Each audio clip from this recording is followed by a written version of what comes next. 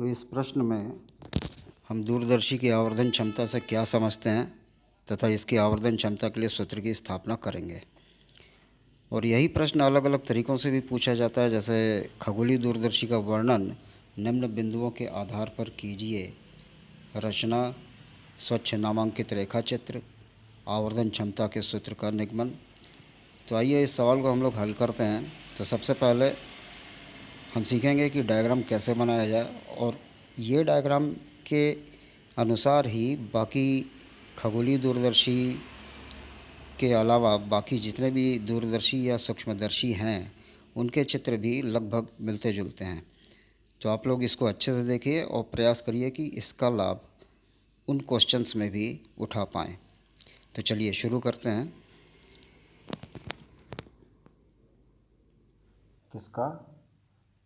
खगोलीय दूरदर्शी का।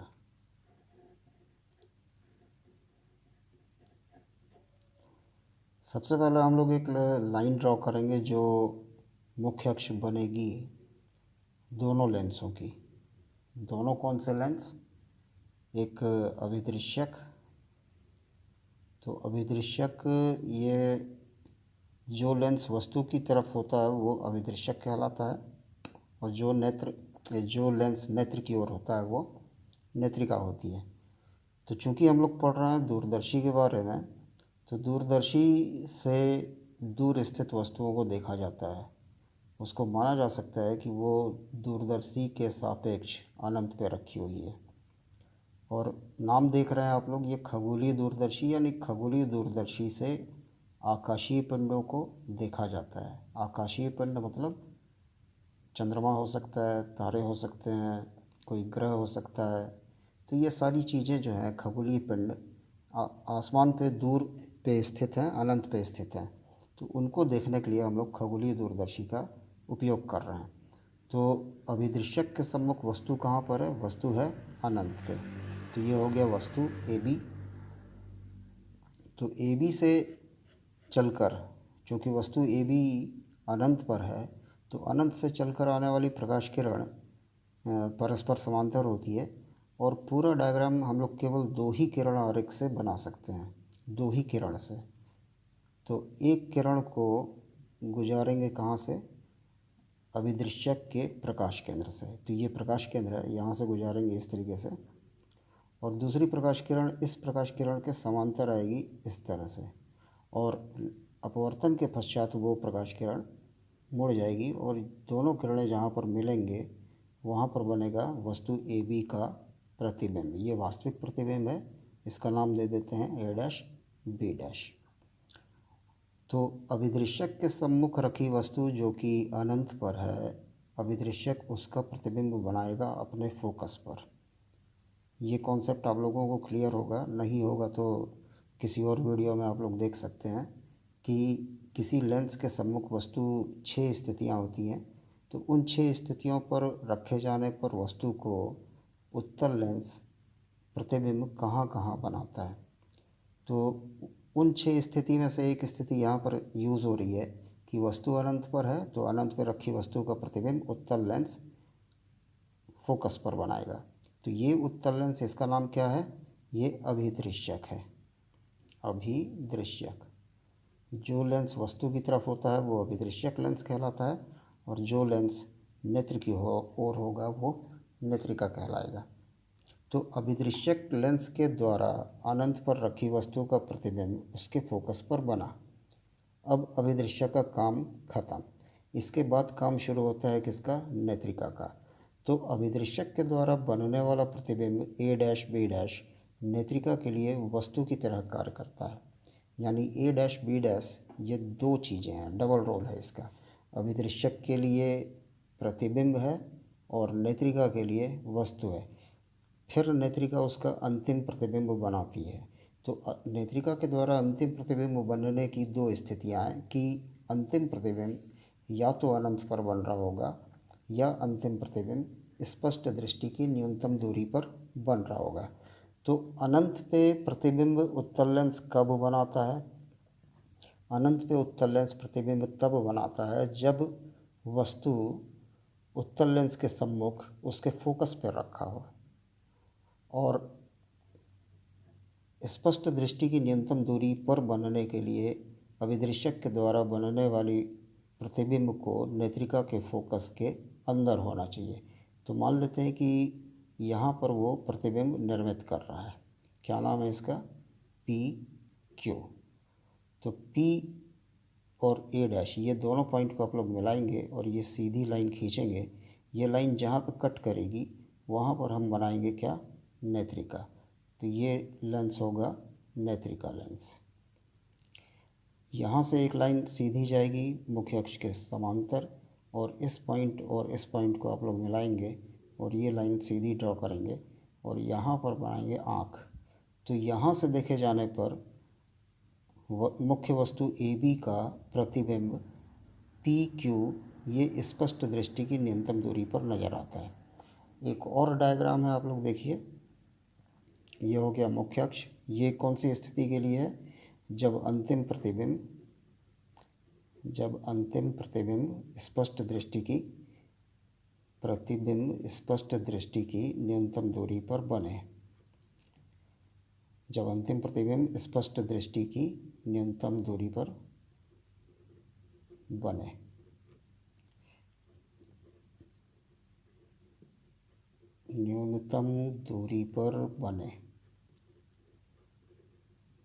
और एक और डायग्राम हम लोग बना रहे हैं, जब अंतिम प्रतिबिंब अनंत पर बने। तो ये हो गया वस्तु, इसके सम्मुख यहाँ पर मान लेते हैं कि अभिदृश्यक रखा हुआ है, ठीक। अनंत से आने वाली प्रकाश किरण समांतर आती है एक दूसरे के। तो ये एक प्रकाश किरण आई, ये एक प्रकाश किरण आई। ये वाली प्रकाश किरण चूँकि केंद्र से होकर के गुजरती है इसलिए इसका विचलन नहीं होता है, ये सीधी चली जाती है। और दूसरी प्रकाश किरण यहाँ पर आ रही है, ये विचलित होगी अपवर्तन के पश्चात, यहाँ आकर मिलेंगे दोनों। तो यहाँ पर बनेगा हमारा ए डैश बी डैश।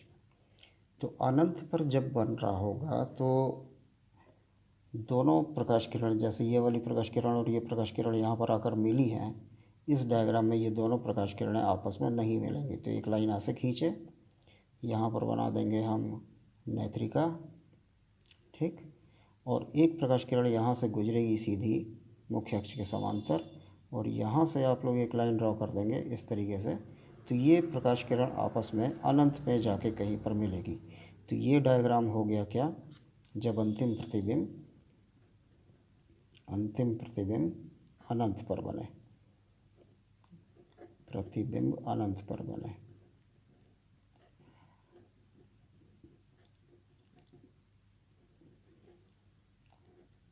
ठीक। अब इसके बाद देखिएगा, वस्तु के द्वारा निर्मित दर्शन कोण को कहा जाता है अल्फ़ा। तो यहाँ पर आएगा अल्फ़ा।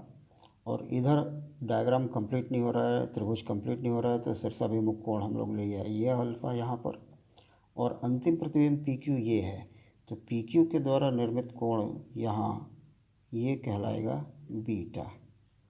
और ये नेत्रिका को नाम देंगे ई, अभिदृश्यक का नाम है ओ। आप लोग को ध्यान देना चाहिए कि आप लोग हिंदी मीडियम के स्कूल के बच्चे हैं, आपका माध्यम हिंदी है, लेकिन सारे जो यहाँ पे जो अल्फ़ाबेट्स यूज़ होते हैं वो किसी न किसी रीज़न के तहत होते हैं, कोई ना कोई कारण होता है इनका। तो इसको ओ इसलिए बोला गया क्योंकि ये अभिदृश्यक लेंस ये कहलाता है इंग्लिश में ऑब्जेक्टिव लेंस। तो ऑब्जेक्टिव का ओ है, ये होता है ई का मतलब आई पीस, जिससे हम लोग देख रहे हैं, जिसको हिंदी में नेत्रिका कहा गया। तो इंग्लिश में आई पीस होता है इसलिए इसको ई लिखा गया है, ठीक। तो ये कोण अल्फ़ा और ये कोण बीटा। तो हम लोग जब डेरिवेशन बनाएंगे तो हमको दो त्रिभुज की आवश्यकता पड़ेगी। एक त्रिभुज ये वाला होगा, ठीक, और एक त्रिभुज ये वाला होगा। तो एक त्रिभुज का नाम है ए डैश बी डैश ई और दूसरे त्रिभुज का नाम है ए डैश बी डैश ओ। तो रचना में आप लोग पढ़े थे कि रचना होगी, इसमें धातु की एक लंबी नली होती है। ये सारी व्यवस्था जो है ये धातु की नली में होगी। तो धातु की एक नली होती है जिसके एक सिरे पर अवर्णक उत्तल लेंस है जिसको नाम दिया गया अभिदृश्यक, जो कि वस्तु की ओर है। और दूसरे सिरे पर एक और अवर्णक लेंस होता है जिसको नाम दिया गया नेत्रिका। अब ये अवर्णक लेंस क्या होता है? अवर्णक लेंस के बारे में किसी वीडियो में डाला गया है, आप लोग यूट्यूब में जाके देख सकते हैं। तो अवर्णक उत्तल लेंस जो है वो इसलिए अवर्णक उत्तल लेंस लिया गया है क्योंकि प्रकाश जो है वो 7 रंगों से मिलकर बना होता है, और जब प्रकाश लेंस से गुजर रहा है, उत्तल लेंस से गुजर रहा है, तो ये जो 7 रंग हैं ये इनकी फोकस दूरियां भिन्न भिन्न होती हैं। जैसे लाल रंग जो है वो सबसे ज़्यादा विचलित होता है, इसलिए वो लाल रंग कम विचलित होता है, इसलिए उसकी फोकस दूरी अधिक होती है, और बैगनी रंग सबसे अधिक विचलित होता है, इसलिए बैगनी रंग की फोकस दूरी कम होती है। तो ये भिन्न भिन्न रंगों की फोकस दूरियां भिन्न भिन्न होने के कारण बनाने वाले प्रतिबिंब में दोष उत्पन्न हो जाता है। तो इस दोष को दूर करने के लिए अवर्णक उत्तल लेंस यूज़ किया जाता है। तो हम रचना देख रहे थे, तो इसमें धातु की एक पतली लंबी नली है जिसके एक सिरे पर एक अवर्णक उत्तल लेंस होता है जो वस्तु की तरफ है, वो कहलाता है अभिदृश्यक, और जो लेंस नेत्रिका की तरफ होता है, नेत्र की तरफ होता है, वो कहलाता है नेत्रिका। तो लंबी नली के दूसरे सिरे पर भी एक पतली और समाक्ष नली है जिसके बाएं सिरे पर एक उत्तल लेंस है जो नेत्रिका कहलाया, और नेत्रिका वाली नली को अभिदृश्यक वाली नली में रेक पिनियन व्यवस्था या दंड चक्री व्यवस्था के द्वारा चलाया जा सकता है। चलाया जा सकता है का मतलब यह है कि इन दोनों लेंसों के बीच की दूरी कम या ज़्यादा की जा सकती है। तो आप लोग साधारण दूरबीन में भी देखे होंगे, बीच में एक घुमाने के लिए स्क्रू जैसा रहता है जिसके ज़रिए हम लोग दोनों लेंस की फोकस दूरी को, दोनों लेंसों के बीच की दूरी को परिवर्तित कर सकते हैं। तो डायग्राम समझने की कोशिश करिएगा दोबारा फिर कभी। अब इसके बाद हम लोग देखते हैं आवर्धन क्षमता। तो आवर्धन क्षमता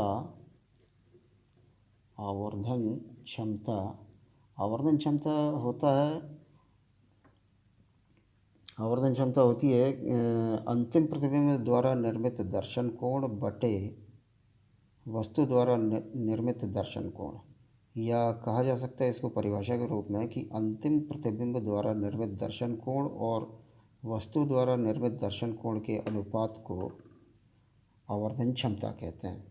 तो अंतिम प्रतिबिंब द्वारा निर्मित दर्शन कोण, अंतिम प्रतिबिंब कहाँ पर है डायग्राम में आप लोग देखिए। और एक चीज़ है, ये सारी चीज़ें अगर आप लोग डायग्राम समझ गए तो डेरिवेशन बनाना बहुत ही आसान है। अंतिम प्रतिबिंब ये है पी क्यू, तो पी क्यू के द्वारा निर्मित दर्शन कोण जो कि यहाँ पर बन रहा है, इसको क्या नाम दिया गया था? बीटा। और वस्तु द्वारा निर्मित दर्शन कोण, यहाँ है वस्तु के द्वारा निर्मित दर्शन कोण अल्फ़ा है। तो इधर वाला ना लेकर के हम इधर वाला ले रहे हैं। या ऐसा भी कहा जा सकता है कि वस्तु अनंत पर है और अनंत से अनंत पे रखी वस्तु का प्रतिबिंब अभिदृश्यक के द्वारा जो कोण बन रहा है वो अल्फ़ा है, उसको बराबर माना जा सकता है किसके? आँख पर बनने वाले कोण के। तो ये अल्फ़ा है, इधर अल्फ़ा हो गया। अंतिम प्रतिबिंब के द्वारा निर्मित दर्शन कोण ये बीटा हो गया। तो आवर्धन क्षमता को हम लिख सकते हैं क्या? अंतिम प्रतिबिंब द्वारा निर्मित दर्शन कोण बटे वस्तु द्वारा निर्मित दर्शन कोण, या आवर्धन क्षमता बराबर क्या? Beta upon alpha. तो चूँकि बीटा और अल्फ़ा के मान अत्यंत कम होते हैं, इसलिए आवर्धन क्षमता m बराबर लिया जाता है क्या? 10 बीटा अपॉन 10 अल्फ़ा। और 10 बीटा आप डायग्राम से खोज के बताइए कहाँ पर है बीटा? ये है। तो बीटा यहाँ पर है और 10 अनुपात होता है लंब बटे आधार का। तो ये लंब है ए डैश बी डैश और आधार है ई बी डैश। तो 10 बीटा को क्या लिखा जा सकता है? ए डैश बी डैश बटा ई बी डैश, और पूरे का बटा क्या? पूरे का बटा होगा 10 अल्फ़ा। 10 अल्फ़ा कहाँ पर है? अल्फ़ा ये है और इस त्रिभुज का हिस्सा है। तो 10 अल्फ़ा को लिखा जा सकता है लंब बटे आधार यानी A dash B dash upon O B dash. तो ये बन गया A dash B dash upon O B dash. अब इसको पलट के मल्टीप्लाई कर दिया जाए तो ए डैश बी डैश बटे E B dash into O B dash ऊपर चला गया बटे ए डैश बी डैश। तो ये A dash B dash cut जा रहा है। अब अपने पास क्या बच गया? बचा O B dash upon E B dash, क्या बराबर? एम बराबर। अब चिन्ह परिपाटी के अनुसार आप ओ बी डैश को क्या लिखेंगे और ई बी डैश को क्या लिखेंगे? तो चिन्ह परिपाटी के तहत क्या कहा जाता है कि लेंस के बाईं ओर की दूरियों को ऋणात्मक लेते हैं और दाईं ओर की दूरियों को धनात्मक। इसी तरह मुख्य अक्ष के ऊपर वस्तु या प्रतिबिंब की लंबाई को धनात्मक और नीचे ऋणात्मक। तो ओ से लेके बी डैश तक की दूरी डायग्राम में खोजिए क्या है। ये ओ है, ओ से लेके बी डैश तक की दूरी, इसको कहा जाएगा क्या, ये फोकस दूरी है किसकी, ऑब्जेक्टिव लेंस यानी अभिदृश्य की। और फोकस दूरी क्यों है, क्योंकि ऑब्जेक्टिव लेंस के सम्मुख वस्तु अनंत पर है, तो अनंत पर रखी वस्तु का प्रतिबिंब कहाँ पर बनता है, उसके फोकस पर बनता है। तो ओ से लेके बी डैश तक की दूरी को हम लोग लेंगे क्या, एफ ओ, और दाएं तरफ होने के कारण धनात्मक रहेगा। और ई बी डैश, ई से लेके बी डैश तक की दूरी को क्या कहा जा सकता है, ये वस्तु है नेत्रिका के लिए, तो वस्तु की दूरी को हम यू से प्रदर्शित करते हैं, और चूँकि नेत्रिका के लिए है इसलिए यू ई। और इसके अलावा ये बाईं ओर भी है, इसलिए ये हो गया माइनस, और इस माइनस चिन्ह को हम लोग ऊपर पहुंचा देते हैं। तो ये m बराबर क्या बन जाएगा, minus F O upon U E. ठीक, ये हो गया समीकरण नंबर 2 किसी किताब के अनुसार। अब इसके बाद हम लोग पहली स्थिति के लिए करते हैं कि जब अंतिम प्रतिबिंब कहाँ पर बने, स्पष्ट दृष्टि की न्यूनतम दूरी पर बने। तो जब अंतिम प्रतिबिंब स्पष्ट दृष्टि की न्यूनतम दूरी पर बने, इस स्थिति में लेंस का जो सामान्य सूत्र है, लेंस का सामान्य सूत्र होता है 1/f = 1/v - 1/u। ठीक, और चूँकि ये हम लोग सारी चीज़ें किसके लिए कर रहे हैं, नेत्रिका के लिए कर रहे हैं, तो इसको ई लिख सकते हैं 1/fe = 1/ve - 1/ue। अब 1/fe = ये फोकस दूरी है नेत्रिका की, तो 1/fe = 1/, ये चिन्ह परिपाटी के अनुसार आप लोग को पता होगा, f फोकस दूरी होती है, v प्रतिबिंब की दूरी और u वस्तु की दूरी। तो ve यानी नेत्रिका के द्वारा बनने वाला प्रतिबिंब कहाँ पर है, वो आप डायग्राम में देखिए। नेत्रिका के द्वारा बनने वाला प्रतिबिंब यहाँ पर है, और कौन सा चीज़ पढ़ रहे हैं हम लोग, पहला स्थिति पढ़ रहे हैं कि अंतिम प्रतिबिंब स्पष्ट दृष्टि की न्यूनतम दूरी पर बने। तो स्पष्ट दृष्टि की न्यूनतम दूरी पर बन रहा है नेत्रिका के द्वारा बनने वाला प्रतिबिंब, और स्पष्ट दृष्टि की न्यूनतम दूरी को हम लोग इंग्लिश में कहते हैं डिस्टेंस ऑफ डिस्टिंक्ट विज़न, और इसको प्रदर्शित किया जाता है डी से, और बाईं तरफ बन रहा है इसलिए ये होगा क्या, -d, और -1/ue। ये नेत्रिका के लिए वस्तु की दूरी है, वस्तु ये है नेत्रिका के लिए, यानी ये भी बाईं ओर होने के कारण क्या आएगा, माइनस का। तो ये बन जाएगा 1/fe = माइनस चिन्ह को ऊपर भेज दीजिए, तो -1/d, और माइनस मिलकर बन गया +1/ue। 1/fe = -1/d और +1/ue। यहाँ समीकरण 2 जो हम लोग का आया था, क्या आया था समीकरण 2, थोड़ा सा रिमाइंड कर रहे हैं। समीकरण 2 आया था हम लोग का m = -FO/UE। तो इसको अलग तरीके से थोड़ा सा पढ़ते हैं, -FO इंटू ये अपॉन UE, इसको 1/UE पढ़ते हैं। चलिए ठीक, क्यों पढ़ रहे हैं अभी समझ में आ जाएगा। तो यहाँ से देख रहे हैं कि 1/UE यानी 1/UE की वैल्यू निकालना है, यानी ये पक्षांतर होकर इधर जाएगा, इसको ट्रांसपोज कर देते हैं। तो 1/FE और -1/d जो है वो इधर आके +1/d आया, और = क्या, 1/UE। और इस 1/UE की वैल्यू को समीकरण 2 यानी इसमें हम लोग पुट कर देंगे 1/UE की जगह। तो यहाँ लिख सकते हैं क्या, समीकरण 2 से क्या बनेगा, m बराबर बन जाएगा -FO और इंटू 1/UE की जगह पे क्या लिखा जा सकता है, 1/FE + 1/d। तो ये ब्रैकेट में लिख देते हैं 1/FE + 1/d। ठीक, अब यहाँ पे FE को बाहर निकाल रहे हैं। ये चीज़ें थोड़ा सा बायो वालों को समझ में नहीं आती हैं, तो यहाँ मैं आप लोग को करके बता देता हूँ कि क्या हो रहा है एक्चुअल में। जैसे अगर कहा जाए कि a + b है कोई पद, इसमें से आप a को कॉमन निकालिए, तो a को कॉमन निकालेंगे तो यहाँ तो a है 1 आएगा, और बहुत से बच्चों को ये कन्फ्यूज़न होता है कि यहाँ पे क्या आएगा। तो इसको थोड़ी देर के लिए क्या मान लेते हैं, a plus B into A upon A मान लेते हैं। अब इसमें से अगर हम लोग a को बाहर निकालें तो ये वाले पद से a निकला तो 1 बचा, इस वाले पद से ये वाला a बाहर निकल गया तो क्या बचेगा, b अपॉन ए। ठीक इसी तरह से अगर 1 अपॉन ए प्लस 1 अपॉन बी है, जिसमें से अगर कहा जाए कि a को बाहर निकालिए तो a नीचे से निकल रहा है, यानी 1 अपॉन ए बाहर निकलेगा।